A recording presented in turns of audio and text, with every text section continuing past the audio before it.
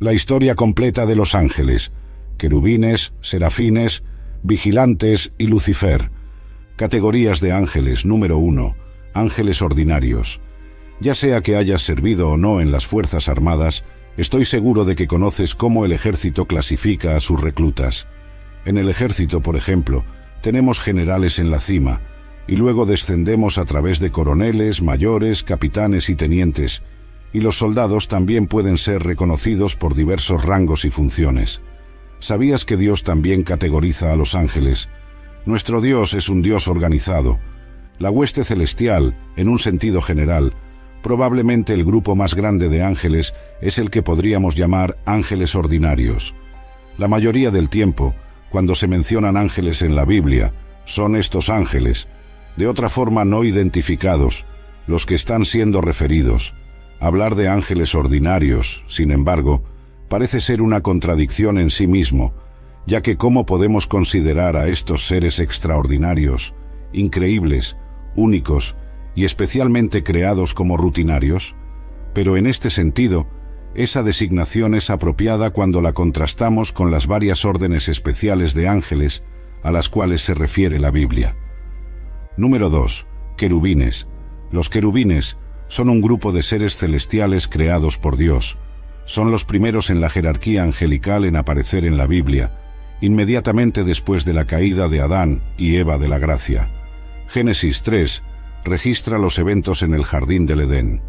Habiendo violado el mandamiento de Dios de no comer del árbol del conocimiento del bien y del mal, sería probable que Adán y Eva extendieran sus manos y tomaran también del árbol de la vida, y comieran y vivieran para siempre. Como resultado, fueron forzados a dejar su paraíso terrenal, pero ¿qué habría impedido que Adán regresara al jardín y desobedeciera a Dios nuevamente? La respuesta se da en este versículo, Génesis capítulo 3, versículo 24. Así, Él expulsó al hombre, y al este del jardín del Edén, posicionó al querubín y la espada flameante que giraba en todas las direcciones para guardar el camino hacia el árbol de la vida. Qué terrible situación habría sido si Adán hubiera comido del árbol de la vida, y así estuviera perpetuamente establecido en su estado caído. Dios envió un contingente de gloriosos y confiables querubines para guardar el acceso al árbol para evitar eso. No sabemos cuál fue la reacción de Adán al presenciar a estos gloriosos querubines por primera vez en la historia humana. Tal vez admiración, miedo y maravilla sean todas emociones que vienen a la mente. Adán se dio cuenta de que su transgresión lo había cortado de la compañía y presencia de un Dios santo. Curiosamente, la siguiente ocurrencia de los querubines en la Biblia involucra recuperar lo que se perdió. Moisés, en Éxodo 25, recibió instrucciones específicas y detalladas sobre cómo hacer varios artículos de mobiliario que serían usados en el tabernáculo. El arca de la alianza y el propiciatorio, donde Dios prometió encontrarse y comulgar con Moisés, fueron los primeros en ser detallados. ¿Qué quería Dios que fuera sobre o encima del propiciatorio? Representaciones doradas de los querubines. La siguiente es la intrigante descripción de Dios a Moisés, Éxodo capítulo 25, versículos de 10 a 13. Ahora debían construir un arca de madera de acacia de 2 codos y medio de largo, 1 codo y medio de ancho y 1 codo y medio de alto. Debes revestirla con oro puro por dentro y por fuera. Debes revestirla. Debes hacer un molde de oro alrededor de ella. También debes fundir 4 argollas de oro para ella y prenderlas en sus 4 patas. 2 argas estarán en un lado de ella y 2 argollas en el otro lado de ella. Y debes hacer varas de madera de acacia y revestirlas con oro. Qué visión increíble debió haber sido la de los querubines asociada a la misma presencia de Dios. De estas 2 fuentes en la Biblia, parece que la principal responsabilidad de los querubines puede ser declarar la pecaminosidad del hombre y proteger la presencia de Dios de los hombres pecadores. Por más que Adán deseara retornar al jardín del Edén, los querubines le recordaban que había quebrado la ley de Dios.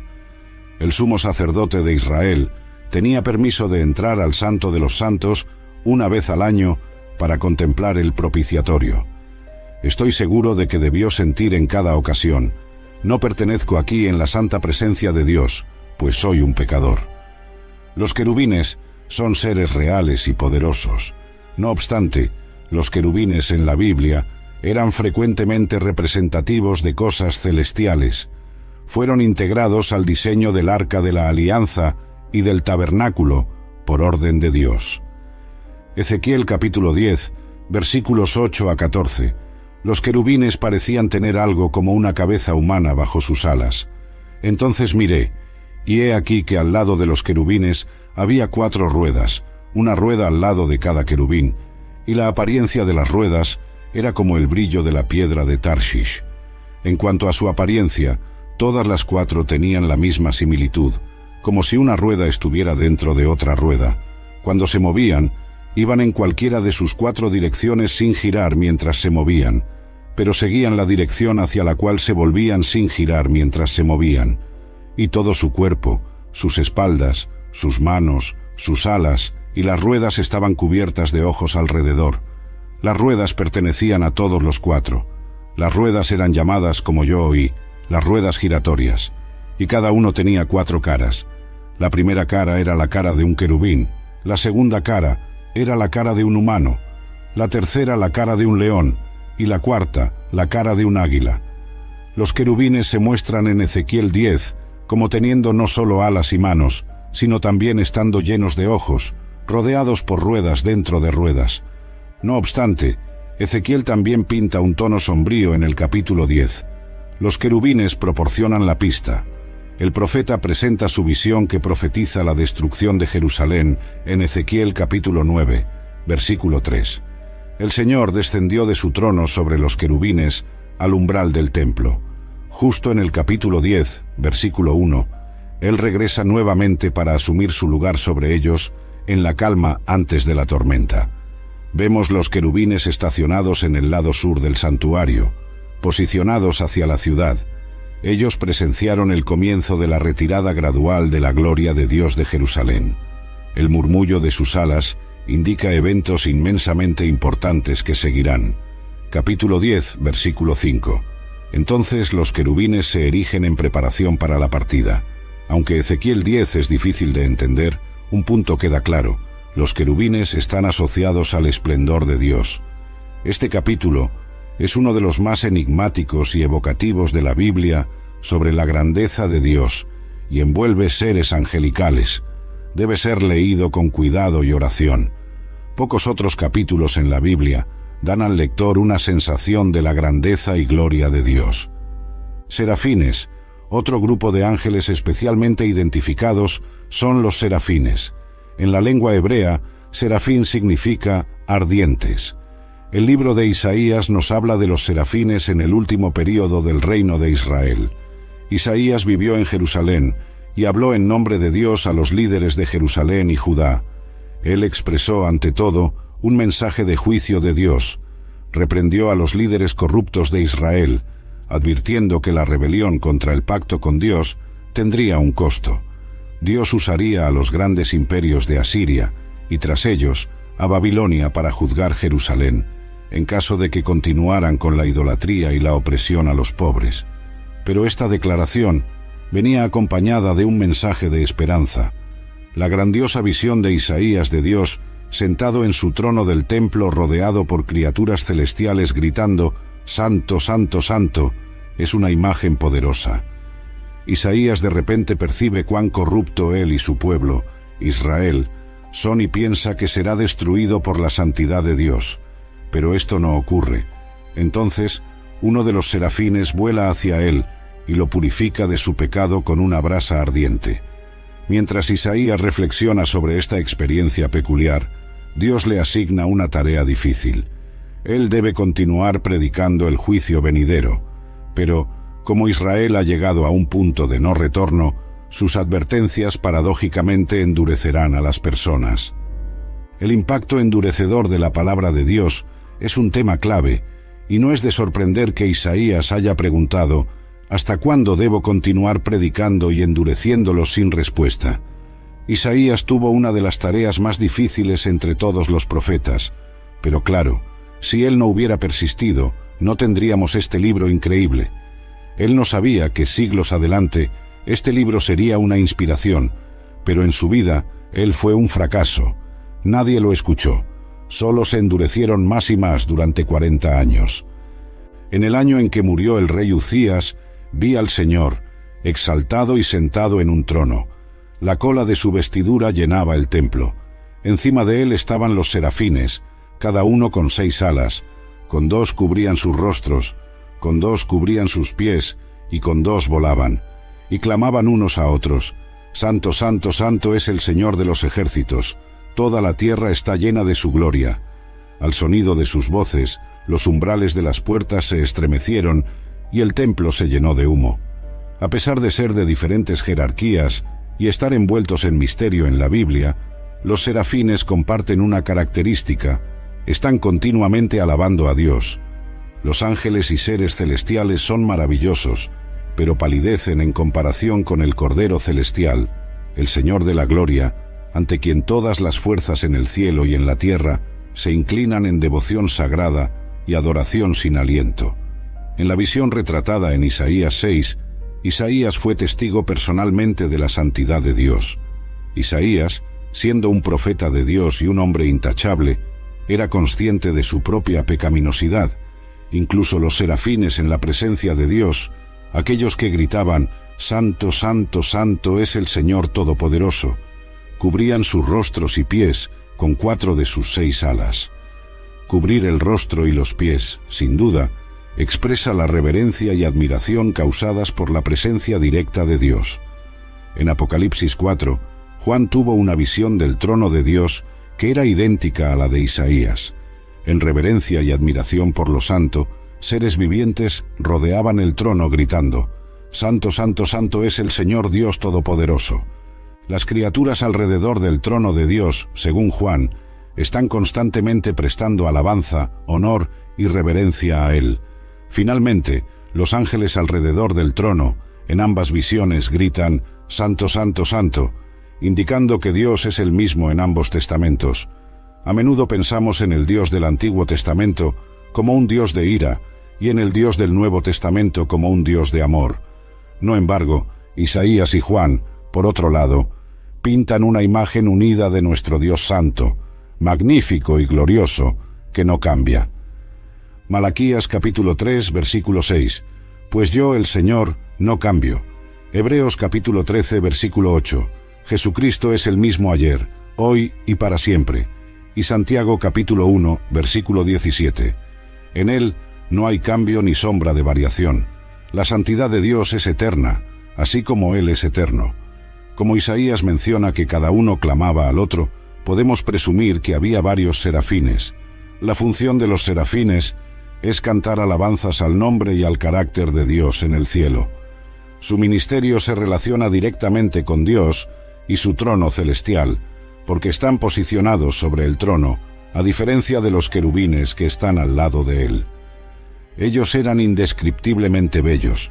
Con 2 alas cubrían su rostro, y con 2 cubrían sus pies, y con 2 volaban, sugiriendo que algunos seres angelicales vuelan. La Biblia, sin embargo, no sostiene la noción común de que todos los ángeles tienen alas. El concepto convencional de ángeles con alas deriva de su capacidad de moverse instantáneamente y con velocidad ilimitada de un lugar a otro, y las alas eran consideradas el medio que permitía tal movimiento ilimitado. Santos y vigilantes. Los santos y los vigilantes son retratados en el libro de Daniel, que se desarrolla en Babilonia. La historia comienza poco después del primer ataque de Babilonia a Jerusalén. Saquearon la ciudad y su templo, y llevaron a una leva de israelitas al exilio. 4 miembros de la familia real de David estaban entre ellos: Daniel, posteriormente conocido como Beltesazar, y sus 3 compañeros. El libro de Daniel se desarrolla en Babilonia, una nación gobernada por Nabucodonosor, un gobernante pomposo y cruel que se deleitaba en torturar a sus súbditos. Él conquistó a Siria y luego volvió sus ojos hacia Egipto, su principal rival. Judá estaba en el camino, por lo tanto, tenía que ser eliminado si su objetivo de liderar un vasto imperio iba a ser realizado. La experiencia transformadora de Nabucodonosor comenzó con otro sueño perturbador. El rey informó a sus magos, astrólogos, caldeos y adivinos, pero ellos no pudieron descifrar el sueño. El rey llamó a Daniel después de que todos los demás fallaron. Dada la experiencia anterior de Daniel con sueños, es extraño que Nabucodonosor haya consultado a sus sabios en lugar de ir directamente a Daniel. Mira, Daniel ya había interpretado un sueño anteriormente sobre una gran estatua, una estatua enorme y deslumbrante, impresionante en apariencia, cuya cabeza era hecha de oro puro, su pecho y brazos de plata, su vientre y muslos de bronce, sus piernas de hierro, sus pies parte de hierro y parte de barro cocido. Daniel capítulo 2 versículo 36. Este fue el sueño, y ahora vamos a interpretarlo para el rey. Este sueño fue diferente. El sueño de Nabucodonosor comenzó prometedor. Él vio un árbol que crecía alto y poderoso, tan fructífero que proporcionaba alimento para todo tipo de criatura. Pero pronto el sueño se volvió sombrío. Nabucodonosor, estando a gusto en mi casa y floreciendo en mi palacio, tuve un sueño que me asustó. Mientras estaba en mi cama, las imágenes y visiones en mi mente me alarmaron. Así, emití un decreto para que todos los sabios de Babilonia fueran traídos a mi presencia para interpretar el sueño para mí. En las visiones de mi mente, mientras estaba acostado en la cama, vi esto suceder. Había un árbol en medio de la tierra, y su altura era grande. El árbol creció grande y fuerte, su cima alcanzó el cielo, y era visible hasta los confines de la tierra. Sus hojas eran hermosas, su fruto abundante, y en ella había alimento para todos. Bajo ella, las bestias del campo encontraban refugio. En sus ramas, los pájaros del aire hacían nido, y de ella todos los seres se alimentaban. Mientras yo estaba acostado en mi cama, también vi en las visiones de mi mente a un vigilante, un santo, descendiendo de los cielos.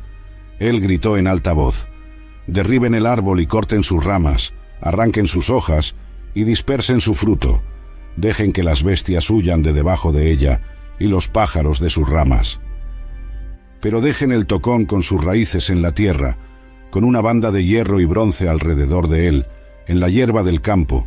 Dejen que esté mojado con el rocío del cielo y viva con las bestias entre la hierba de la tierra.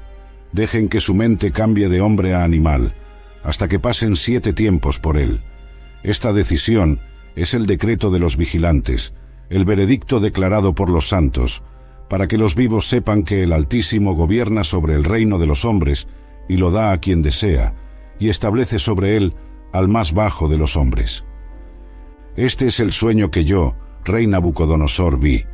Cuéntenme la interpretación, pues ninguno de los sabios de mi reino puede interpretarlo para mí, pero usted es capaz, porque el espíritu de los santos dioses está en usted». Por un tiempo, Daniel, que también era conocido como Beltesazar, se quedó perplejo. Los pensamientos lo alarmaron. Entonces el rey dijo: «Beltesazar, no deje que el sueño o su interpretación lo alarmen». Mi señor respondió: «Beltesazar, que el sueño se aplique a los que te odian y su interpretación a tus enemigos.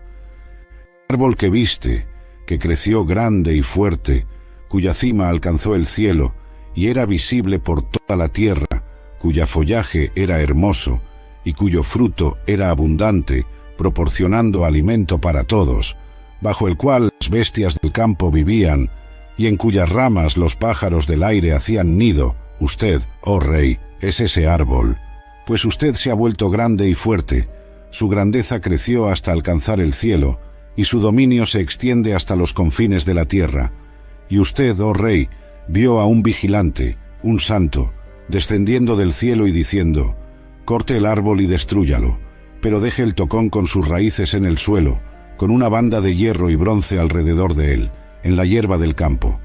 Deje que sea empapado con el rocío del cielo y viva con las bestas del campo, hasta que pasen 7 tiempos por él». Esta es la interpretación, oh rey, y este es el decreto que el Altísimo emitió contra mi señor, el rey. Usted será apartado de los hombres, y su morada será con las bestas del campo. Usted se alimentará de hierba como un buey, y será empapado con el rocío del cielo, y pasarán 7 tiempos por usted, hasta que usted reconozca que el Altísimo gobierna sobre el reino de los hombres y lo da a quien él desea. En cuanto a la orden de dejar el tocón del árbol con sus raíces, su reino le será restaurado tan pronto como usted reconozca que el cielo gobierna. Por lo tanto, que mi consejo le agrade, oh rey. Apártese de sus pecados haciendo lo que es justo, y de sus iniquidades mostrando misericordia a los oprimidos. Quizás haya una extensión de su prosperidad. Todo esto sucedió al rey Nabucodonosor 12 meses después, mientras él paseaba en la terraza del Palacio Real de Babilonia. El rey exclamó: ¿No es esta la gran Babilonia que yo mismo construí por el poder de mi fuerza, como residencia real y para la gloria de mi majestad? Mientras las palabras aún estaban en la boca del rey, una voz vino del cielo: Está decretado para usted, rey Nabucodonosor, que el reino ha sido retirado de usted. Usted será apartado de los hombres, vivirá con las bestias del campo y se alimentará de hierba como un buey. Y pasarán 7 tiempos por usted, hasta que usted reconozca que el Altísimo gobierna sobre el reino de los hombres y lo da a quien él desea. Daniel capítulo 4, versículos 10 a 32. Un santo dio la orden para cortar el árbol y despojarlo, dejando nada más que un tocón. Entonces, el tocón debía tener una banda de hierro y bronce alrededor de él. Dejarlo ser empapado con rocío sugiere que el árbol era realmente un hombre. Él sería llevado a la locura y recibiría la mente de un animal por 7 años. ¿Cuál era el propósito de este decreto? Para que los vivos supieran que el Altísimo es el gobernante sobre los reinos humanos. Dios aparentemente reveló a Daniel lo que el sueño significaba tan pronto como Nabucodonosor terminó de contarlo, pues la interpretación dejó a Daniel aturdido por un momento. Él no deseaba mal al rey. Quería verlo llegar al arrepentimiento ante Dios y evitar este terrible juicio contra el rey. Daniel dio al rey la buena noticia, seguida por la locura. Nabucodonosor no era solo el árbol, sino también sería el tocón. La última palabra en la visita de Daniel fue su sincero apelo para que Nabucodonosor se arrepintiera y se lanzara a la misericordia de Dios. Curiosamente, no hubo respuesta alguna del rey en ese momento. El arrepentimiento había funcionado para el rey Acab, después de que él mató a un hombre por su propiedad, tras una advertencia de Elías. Dios pospuso la caída de su reino para que él no viera eso suceder hasta después de su muerte.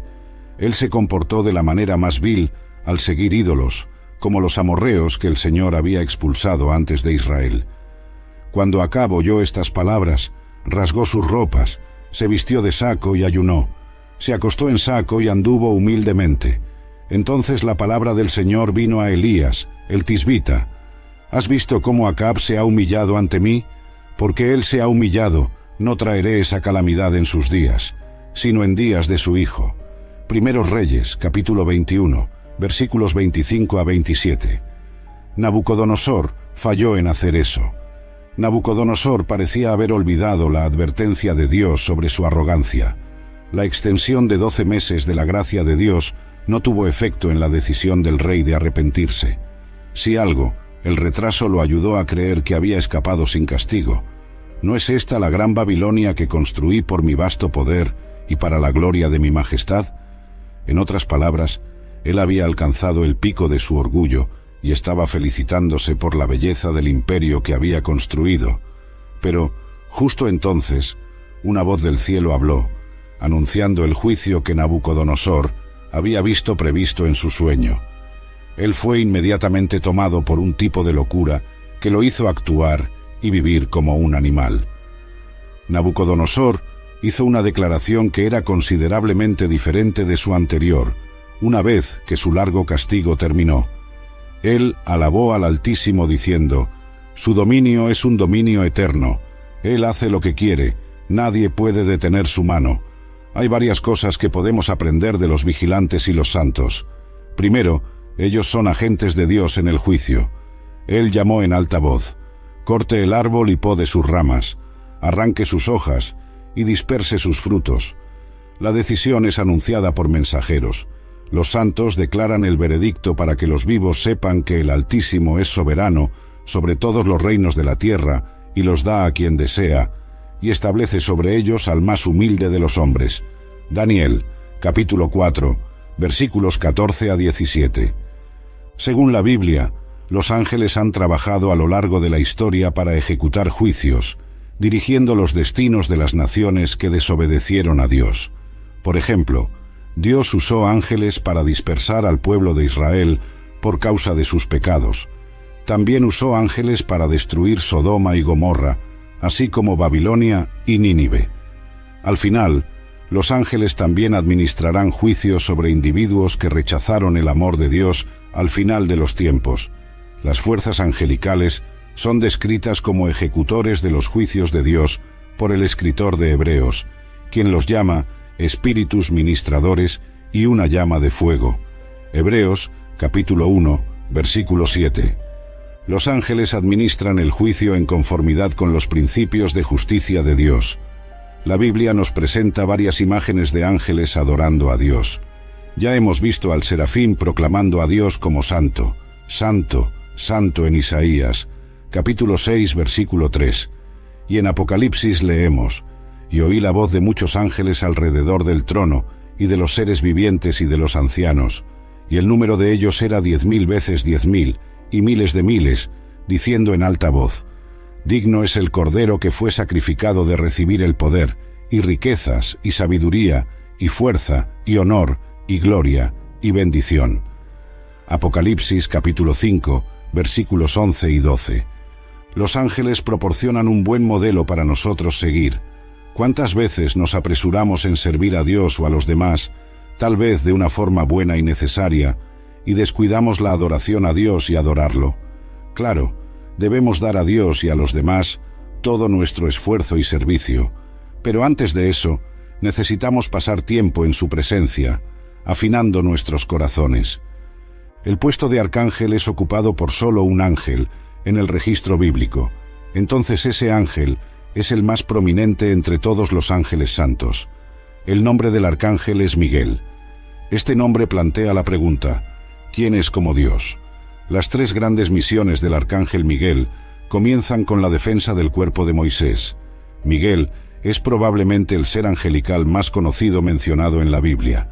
Sabemos que Miguel es un arcángel, pero ¿qué implica ese papel específico para él? ¿Cuáles son sus logros, sus responsabilidades, y cómo encaja en el ejército celestial que Dios ha reunido? Dios eligió retener mucha información de nosotros sobre los eventos que llevaron a la muerte de Moisés. Dios le dio una visión de la tierra prometida, aunque era imposible para él pisar allí.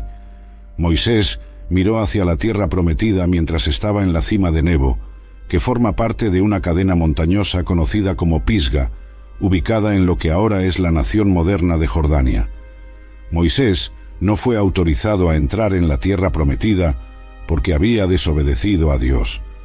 Judas 9 describe una ocasión en que Miguel, el arcángel, estaba en desacuerdo con el diablo sobre el cuerpo de Moisés.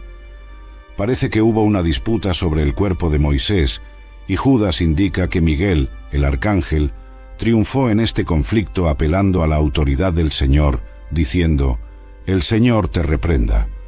Sin embargo, no está totalmente claro por qué Miguel luchó contra Satanás por el cuerpo de Moisés. Algunas personas creen que el diablo pretendía usar el cuerpo de Moisés como un objeto de adoración para intentar que Israel se involucrara en idolatría. La segunda misión del arcángel Miguel es luchar contra el príncipe de Persia, mencionado solo en Daniel, capítulo 10. Esta sección altamente apocalíptica del libro de Daniel es, por lo tanto, al menos parcialmente simbólica.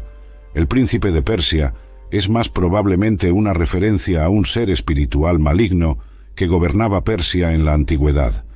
El profeta Daniel tuvo una visión preocupante sobre una gran guerra y entró en un período de luto, ayuno y oración de 3 semanas. Dios envió un mensajero celestial para explicar la visión en respuesta a la oración de Daniel.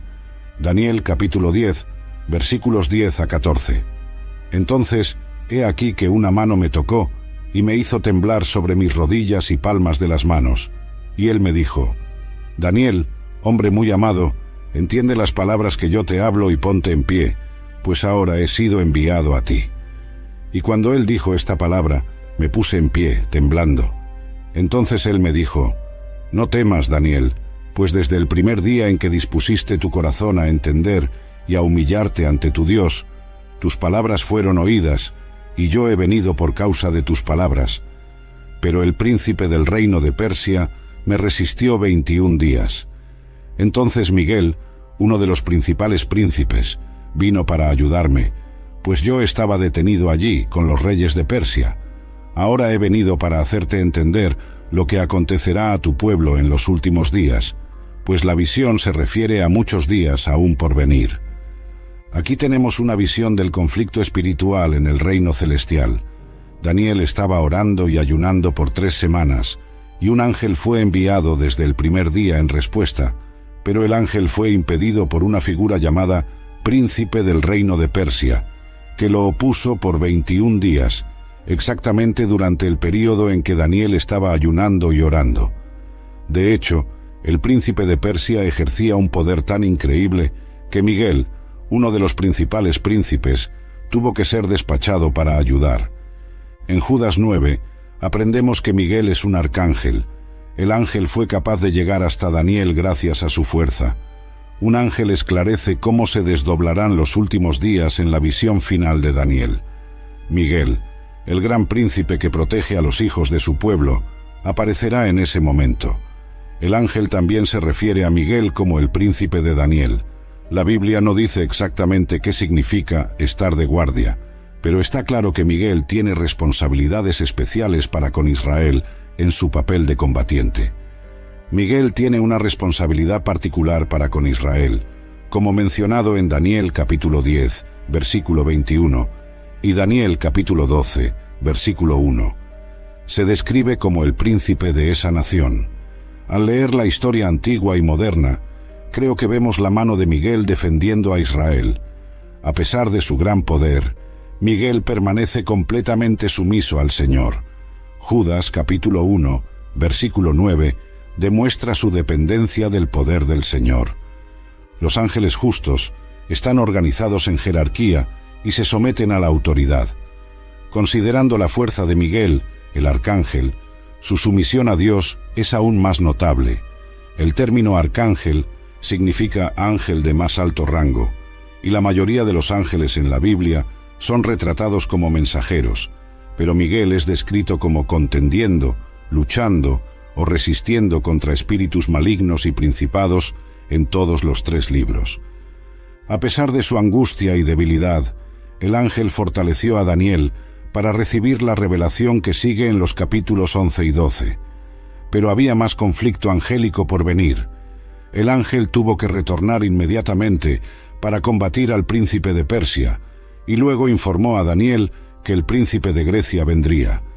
Esto implica que los demonios de Satanás están constantemente en conflicto con el reino de Dios y su servicio. Debemos estar preparados para luchar en el reino espiritual, donde no podemos ver la batalla. La tercera misión del arcángel Miguel es la guerra en el cielo. La guerra estalla en el cielo, con Miguel y sus ángeles de un lado, y el dragón y sus ángeles del otro. Esto ocurre en medio de la tribulación, como se describe en Apocalipsis capítulo 12, versículos 7 a 9. Entonces hubo una guerra en el cielo. Miguel y sus ángeles lucharon contra el dragón. El dragón y sus ángeles lucharon, pero no prevalecieron, y ya no había lugar para ellos en el cielo. Y el gran dragón fue lanzado fuera, la antigua serpiente llamada Diablo y Satanás, que engaña a todo el mundo. Él fue lanzado a la tierra, y sus ángeles fueron lanzados con él. El dragón fue tan completamente derrotado que perdió su posición, y él y sus ministros fueron lanzados a la tierra.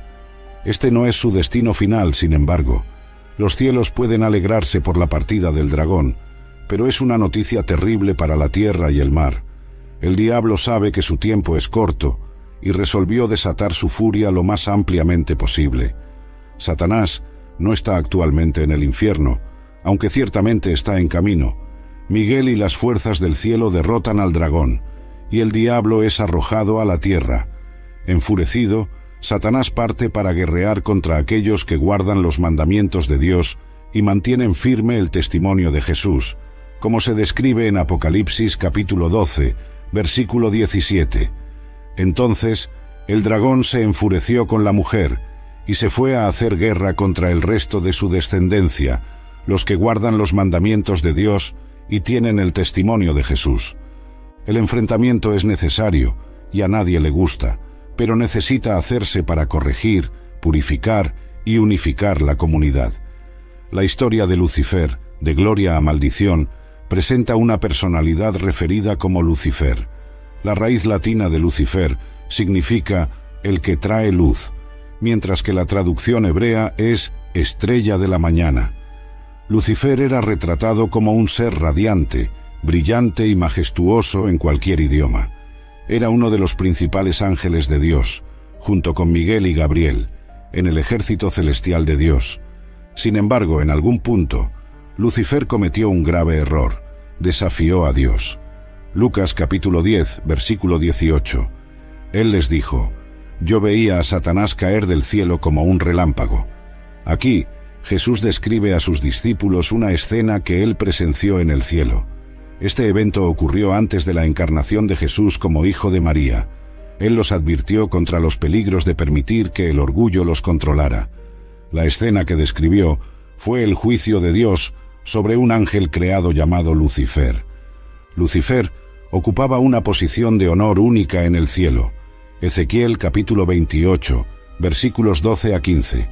Hijo del hombre, entona un cántico fúnebre por el rey de Tiro y dile: así dice el Señor Dios, tú eras el sello de la perfección, lleno de sabiduría y perfecto en belleza. Estabas en Edén, el jardín de Dios. Toda piedra preciosa era tu cubierta. Tú eras el querubín ungido que cubre y protege, y yo te coloqué allí. Estabas en el monte santo de Dios. Caminabas entre las piedras de fuego. Eras intachable en tus caminos desde el día en que fuiste creado hasta que se halló iniquidad en ti. Lucifer es descrito como el querubín ungido que cubre. Los querubines extendían sus alas en la parte superior, envolviendo el propiciatorio con sus alas. Ellos se enfrentaban, y los rostros de los querubines estaban dirigidos hacia el propiciatorio. Lucifer era ejemplar en belleza. El orgullo lo llevó a desafiar a Dios y buscar un lugar de igualdad con Dios. Aparentemente, Lucifer tenía autoridad sobre un grupo de ángeles y logró alienar a algunos de ellos de su lealtad a Dios, llevándolos a unirse a él en su rebelión contra Dios. En respuesta, Dios expulsó a Lucifer y a sus compañeros rebeldes de su presencia. Para describir las actividades de Lucifer, al convertir a algunos ángeles contra Dios a través de su esquema persistente, Ezequiel capítulo 28, versículos 16 a 19, explica: por la abundancia de tu comercio, estabas lleno de violencia en tu interior, y pecaste. Por eso te expulsé como una cosa profana del monte de Dios. Te destruí, oh querubín guardián, del medio de las piedras de fuego. Tu corazón se enorgulleció por causa de tu belleza. Corrompiste tu sabiduría por causa de tu esplendor. Te arrojé a la tierra, te expuse ante los reyes, para que te contemplen. Profanaste tus santuarios por el gran número de tus pecados y por la injusticia de tu comercio. Por eso, hice salir fuego de tu interior, que te consumió, y te reduje a cenizas en la tierra, a la vista de todos los que te observaban. En algunas versiones de la Biblia, vemos la palabra comercio, aplicada a alguien que se comporta como un chismoso o calumniador. En otras palabras, podría ser descrito como alguien que negocia tanto bienes como chismes. En varios otros libros de la Biblia, por ejemplo, en Levítico, Proverbios, Jeremías, esa palabra es traducida como chismoso o calumniador. Por ejemplo, en Proverbios capítulo 20, versículo 19, esta práctica de ser chismoso está íntimamente ligada a quien se lisonjea con los labios. Se nos advierte contra ambos tipos de personas. Quien anda chismeando revela secretos. Por tanto, no te asocies con quien se abre mucho en los labios.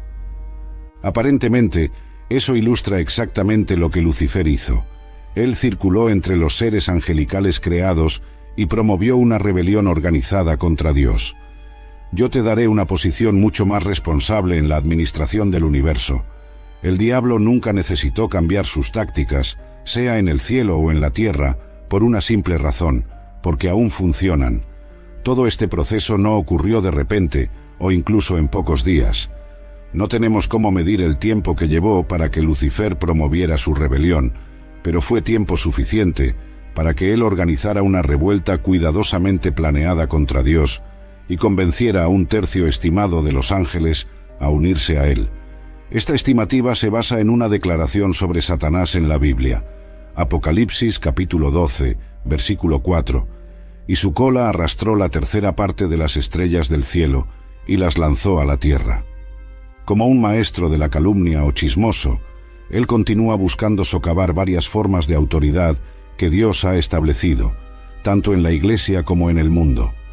Cuando Lucifer fue expulsado del cielo, él no detuvo su rebelión, sino que continuó estableciendo un reino propio en oposición al reino de Dios. El orgullo, el pecado original, nos lleva a leer que tu corazón se exaltó por causa de tu belleza, corrompiste tu sabiduría por causa de tu resplendor. Te lanzaré por tierra ante los reyes, para que te contemplan. El corazón de Lucifer se exaltó en orgullo por causa de su belleza, y ese fue el motivo por el cual fue expulsado del monte de Dios. ¿Cuál fue la motivación inicial de Lucifer? ¿Cuál fue el pecado original? El orgullo. El pecado original ocurrió en el cielo, no en la tierra. No fue una intoxicación alcohólica, no fue adulterio y ni siquiera mentira. Fue una cuestión de orgullo. Todavía es el pecado más letal de todos. Muchos asistentes a la iglesia jamás soñarían con cometer adulterio o emborracharse, pero son fácilmente seducidos por el orgullo sin reconocer cuán dañino es. Lucifer era tan hermoso que se enorgulleció de sí mismo, y su orgullo finalizó la transformación de Lucifer a Satanás. Creo que es vital para todos nosotros darnos cuenta de que el primer pecado en el universo no fue asesinato ni adulterio, sino el orgullo. Fue el orgullo el que produjo la rebelión. Además, fue el orgullo que surgía de las bendiciones de las cuales Dios mismo era el autor. Dios le dio a Lucifer su poder, autoridad, belleza y sabiduría. Todos esos dones eran de Dios. Sin embargo, la actitud incorrecta de Lucifer los transformó en instrumentos para su propia destrucción. Me impacta darme cuenta de que hombres y mujeres llamados y equipados por Dios todavía hoy cometen el mismo error trágico que Lucifer cometió. En Isaías capítulo 14, versículos 12 a 15, el profeta analiza el motivo detrás de la rebelión de Lucifer. Era una ambición de ser igual a Dios. Lucifer hizo 5 afirmaciones sucesivas, precedidas por la frase «subiré». Dijo: «Subiré a los cielos, exaltaré mi trono por encima de las estrellas de Dios, me sentaré en el monte de la asamblea, en los lados del norte, subiré por encima de las alturas de las nubes, seré semejante al Altísimo». La ambición autopromocionada de Lucifer fue la causa de su caída. La Escritura nos enfrenta con un contraste deliberado entre Lucifer y Jesús. Lucifer no estaba en la forma de Dios, era un ser creado. No tenía derecho a ser igual a Dios, pero ambicionó la igualdad con Dios, y al alcanzarla cayó. Por otro lado, Jesús era divino por naturaleza eterna y gozaba de igualdad con Dios. Por eso, Dios lo exaltó al lugar más alto y le dio el nombre que está sobre todo nombre, para que al nombre de Jesús se doble toda rodilla en el cielo, en la tierra y debajo de la tierra, y toda lengua confiese que Jesucristo es el Señor, para gloria de Dios Padre. Dios lo exaltó grandemente y le dio un nombre que está sobre todo nombre. Al nombre de Jesús toda rodilla se doblará, de los que están en los cielos, esto es, todos los ejércitos creados que sirven a Dios en su cielo, de los que están en la tierra. Esto significa que, en última instancia, toda criatura en la tierra se someterá a la autoridad de Cristo. De los que están debajo de la tierra, esto se refiere al reino de Satanás en el Hades, incluyendo la muerte, el infierno, la tumba, y también los muertos impíos, que previamente rechazaron la misericordia de Dios. Toda lengua confesará que Jesucristo es el Señor. Solo hay un camino para la promoción, la humildad. Este es un principio absolutamente invariable, no hay excepciones. El camino hacia arriba es hacia abajo. Ese es el gran secreto, como declara Proverbios 18:12. Antes de la destrucción, el corazón del hombre se exalta, y antes de la honra es humillado. Volviendo a Filipenses, vemos una verdad maravillosa traída a la luz. Por esa razón, Dios lo exaltó al lugar más alto y le dio el nombre que está sobre todos los nombres. La humildad es una cuestión de voluntad, no de emociones. Es una decisión que cada uno de nosotros tiene que tomar por sí mismo. Señor, elijo humillarme delante de ti. Renuncio al orgullo, a la arrogancia y a la ambición personal delante de ti y delante de mis hermanos en la fe.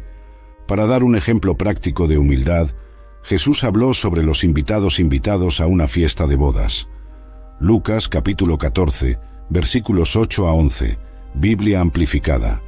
Cuando seas invitado por alguien a una fiesta de casamento, no te sientes en el lugar de honor, pues una persona más distinguida que tú puede haber sido invitada por el anfitrión, y aquel que los invitó a ambos vendrá y dirá: «Dale este lugar a esta persona», y entonces, avergonzado, tendrás que ocupar el último lugar. Pero cuando seas invitado, ve y siéntate en el último lugar, para que cuando tu anfitrión llegue te diga: «Amigo, sube más alto». Entonces serás honrado en presencia de todos los que estén a la mesa contigo, porque todo aquel que se exalta será humillado, y quien se humilla será exaltado. Isaías capítulo 14, versículos 11 a 15, Biblia amplificada. Tu pompa y magnificencia fueron lanzadas al Seol, junto con la música de tus arpas. Los gusanos están esparcidos bajo ti como un lecho, y los gusanos son tu cobertura.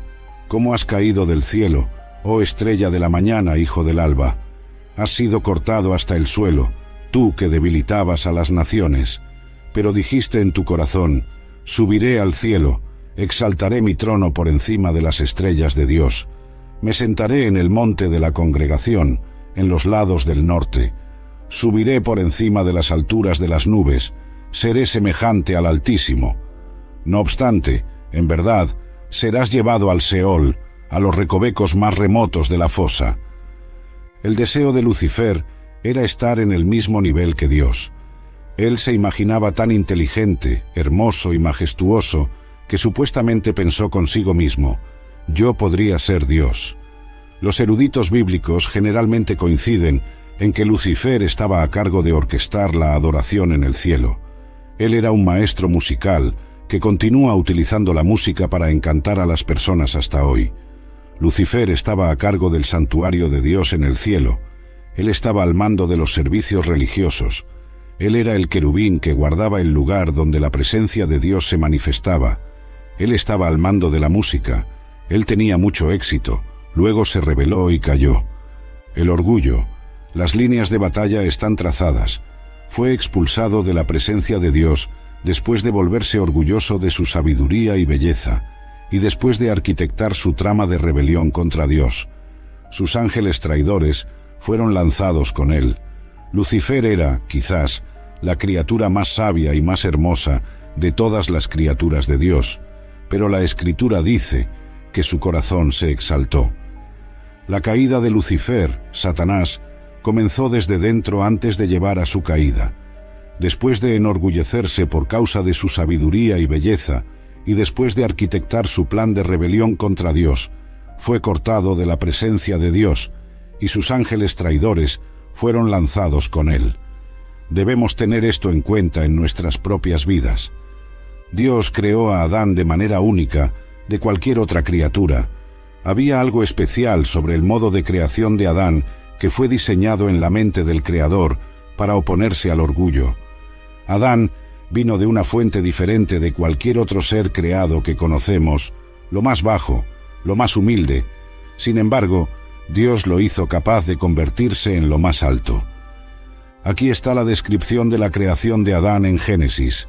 Y el Señor Dios formó al hombre del polvo de la tierra y sopló en sus narinas el aliento de vida, y el hombre se convirtió en un ser viviente.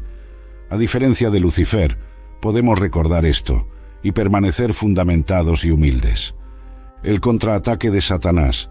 Satanás, el ángel ya caído, enemigo de Dios y de los hombres, contraatacó. Él tenía una enemistad particular contra el hombre por dos razones. Primero, porque él podría atacar la imagen de Dios en el hombre. ¿Ves? El hombre representaba visualmente a Dios para el resto de la creación. Satanás no podía tocar a Dios mismo, pero podía hacer guerra contra la propia imagen de Dios dentro del hombre. Su placer era profanar esa imagen, destruirla, humillarla, y para ese fin trabajó incansablemente. Cuando alguien deja de adorar, comienza a buscar adoración. El cielo es demasiado pequeño para dos objetos de adoración, y está escrito en Judas versículo 1 que los ángeles que no mantuvieron su primer estado fueron lanzados hacia abajo. La lección de la caída de Lucifer es clara. Cuando te niegas a adorar, caes. Si quieres ser un cristiano decadente, sé demasiado orgulloso para adorar. El orgullo es un camino rápido hacia abajo. El diablo, que fue la estrella de la mañana, un ser angelical encantador que cayó de los cielos, se rebeló contra Dios, convirtiéndose en el enemigo supremo de Dios. Lo que no transformas en alabanza, se transforma en orgullo, y nunca fuimos creados para eso. Cuanto más subimos, más debemos dar la gloria a Dios, el honor a Dios. Y cuanto más Dios nos bendice, no debemos volvernos más arrogantes, pensando, mira a mí, no necesito adorar como esas personas comunes. No eras nada en ese entonces, pero Dios te levantó y bendijo. Según la Biblia, todo lo que tiene aliento, alabe al Señor. En el libro de Génesis, Dios sopló sobre la humanidad. Sé un adorador. Si tienes la vida de Dios en ti, entonces alaba al Señor. Este es el mandamiento de las Escrituras. Fuimos justificados para glorificar. Fuimos liberados para amarlo. Fuimos redimidos para regocijarnos. Fuimos liberados para bailar. Fuimos liberados para cantar. Sé humilde y alaba a Dios. La alabanza es un tema serio en la Biblia. Sin embargo, hay quienes lo tratan de manera frívola e incluso se burlan de él, incluso en la iglesia. La única cosa que puede mantenerte en un ambiente espiritual, y enfatizo esto, es alabar y adorar a Dios. El día en que decidas no adorar a Dios, dejarás su presencia. Un pez no puede sobrevivir sin agua. El cuerpo humano no puede sobrevivir sin oxígeno, y un cristiano no puede sobrevivir sin alabar y adorar a Dios. Tendrás que agradecer a Dios más temprano que tarde. Tendrás que aprender a aplaudir y decir aleluya más temprano que tarde. Alabado sea Dios. Gracias, Señor Jesús. Te adoro, Señor. Alabado sea Dios. De todos modos, más temprano que tarde, si no lo haces, no estarás en la presencia de Dios y perecerás. Gabriel es uno de los ángeles más conocidos mencionados en la Biblia. El nombre Gabriel significa héroe de Dios, el poderoso, o Dios es grande en hebreo. A menudo se le menciona en las Escrituras como el mensajero de Jehová, o el mensajero del Señor. A pesar de esto, la Biblia nunca se refiere a él como un arcángel. A pesar de eso, las referencias bíblicas a su trabajo son más frecuentes que las de Miguel. El ministerio de Gabriel es esencialmente el de un mensajero misericordioso y prometedor de Dios. Aparece 4 veces en la Biblia, cada vez trayendo buenas noticias. Daniel capítulo 8, versículo 16. Daniel capítulo 9, versículo 21. Lucas capítulo 1, versículos 19 y 26. No obstante, las revelaciones de Gabriel son cruciales para el desenvolvimiento de los planes, propósitos y juicios de Dios. Nuestra primera visión de Gabriel en la Biblia ocurre en Daniel capítulo 8, versículos 15 a 16, donde es encargado de transmitir un mensaje de la sala de situación del cielo, revelando el plan de Dios para la historia a Daniel. Él dijo: «Entiende la visión». Era un tiempo de desesperación para la nación cuando Gabriel vino a Daniel con el mensaje de esperanza. Su nombre, Dios es mi fuerza, o el poderoso, testificaba al Dios todopoderoso, que estaba a punto de liberar a su pueblo del cautiverio y traerlos de vuelta a la tierra prometida. La primera aparición de Gabriel en el Nuevo Testamento ocurre en Lucas capítulo 1. Dios determinó que un profeta debería preceder al Mesías para proclamar su venida y preparar los corazones y mentes del pueblo para él. Por lo tanto, la narrativa del involucramiento angelical en la vida de Cristo debe comenzar antes incluso de que miremos a María y José.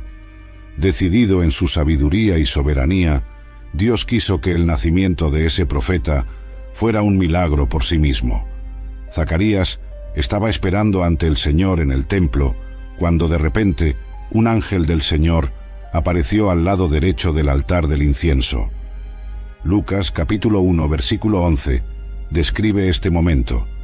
Entonces un ángel del Señor apareció a él, de pie al lado derecho del altar del incienso. Cuando Zacarías lo vio, se perturbó y fue tomado por el miedo. Pero el ángel le dijo: «No temas, Zacarías, porque tu oración ha sido escuchada, y tu esposa Isabel te dará a luz un hijo, y llamarás su nombre Juan. Él será motivo de alegría y regocijo para ti, y muchos se alegrarán en su nacimiento, pues él será grande ante el Señor. Él nunca deberá tomar vino o bebida fermentada, y será lleno del Espíritu Santo desde el vientre de su madre. Convertirá a muchos de los hijos de Israel al Señor, su Dios.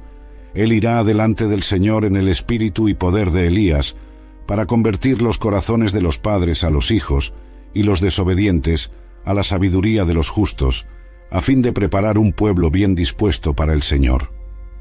Zacarías preguntó al ángel: «¿Cómo tendré certeza de esto? Pues soy un hombre viejo, y mi esposa está avanzada en edad». El ángel respondió: «Yo soy Gabriel, que asisto en la presencia de Dios, y he sido enviado para hablar contigo y traerte estas buenas nuevas. Ahora quedarás mudo, y no podrás hablar hasta el día en que estas cosas sucedan, porque no creíste en mis palabras, que se cumplirán en su tiempo debido».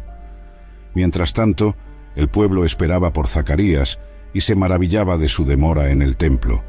Cuando salió, no podía hablar con ellos. Ellos se dieron cuenta de que había tenido una visión en el templo, pues les hacía señas y seguía mudo. Cuando su tiempo de servicio fue completado, regresó a casa.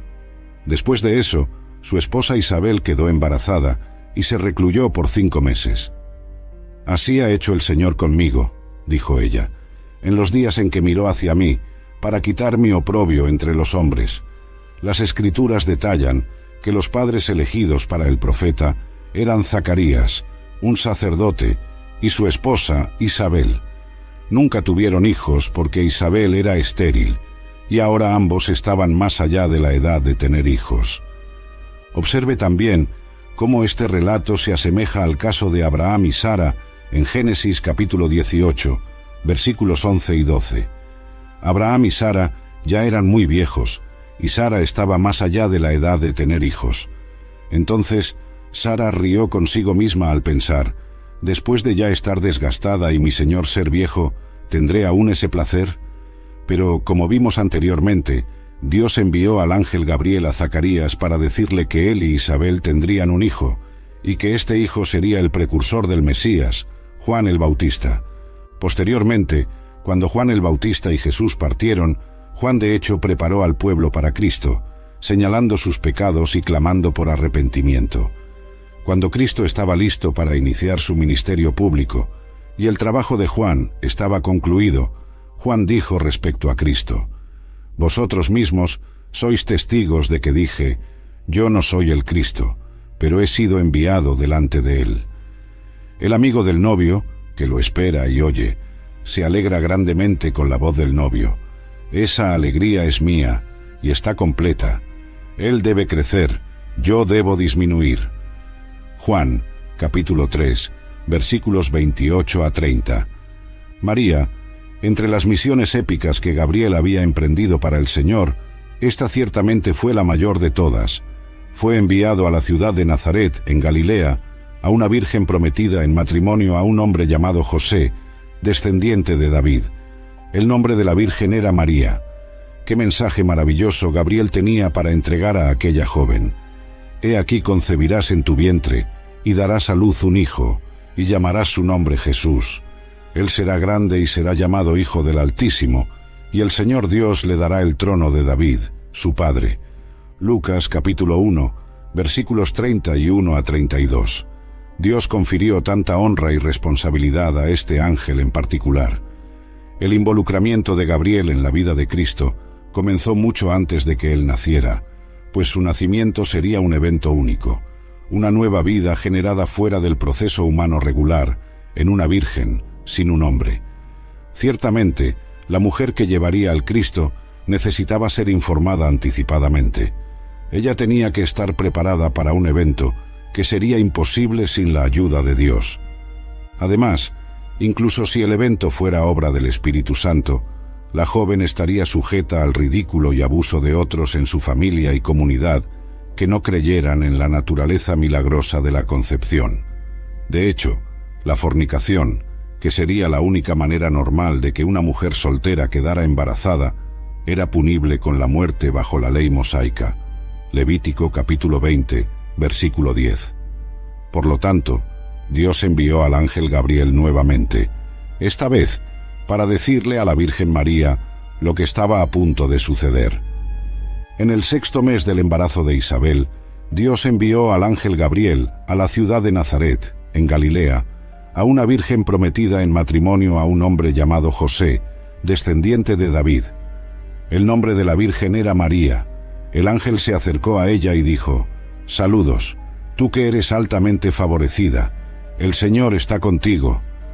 María se mostró muy perturbada por sus palabras y se preguntó a sí misma qué tipo de saludo podría ser ese. Entonces, el santo que nacerá será llamado Hijo de Dios. Incluso Isabel, tu pariente, va a tener un hijo en su vejez, y ella, que decían era estéril, está en su 6º mes, pues nada es imposible para Dios. «Yo soy la sierva del Señor», respondió María, «que me suceda conforme a tu palabra». Luego el ángel la dejó. Lucas capítulo 1, versículos 26 a 38. Cuando Gabriel dio la noticia, María, comprensiblemente, quedó perpleja. No obstante, Gabriel explicó que sería el poder de Dios el que causaría el milagro. Note la reacción de María a la noticia: «Que me suceda conforme a tu palabra». ¿Qué ejemplo nos da ella de obediencia y disposición para ser utilizada por Dios de la manera que Él considere mejor? Después de que María fuera descubierta embarazada del Cristo, José, su prometido, quería dejarla secretamente para protegerla de la vergüenza. Ciertamente María le había contado cómo ocurrió el embarazo. Evidentemente, él estaba teniendo dificultades para aceptar. Entonces, un ángel fue enviado para tranquilizar a José sobre la naturaleza milagrosa y divina del embarazo de María y para alentarlo a aceptarla como su esposa. José se sometió, dándonos otro ejemplo de obediencia graciosa a Dios. En la aparición destacada de Gabriel, informa a la Virgen María sobre Jesús, el Dios encarnado. ¡Qué mensaje para entregar al mundo a través de una joven adolescente! ¡Qué joven sorprendentemente santa debió haber sido para ser visitada por el poderoso Gabriel, uno de los principales servos de los ángeles para los seres humanos, cuya tarea es transmitir conocimiento de Dios a nosotros! Ya hemos visto algunos casos en que los ángeles sirvieron como mensajeros de Dios, cuando un ángel habló al rey pagano Nabucodonosor en un sueño, y cuando Gabriel profetizó los nacimientos de Juan el Bautista y del Señor Jesús. Muchas veces, los hombres necesitaron mensajes de Dios, y los ángeles los entregaron.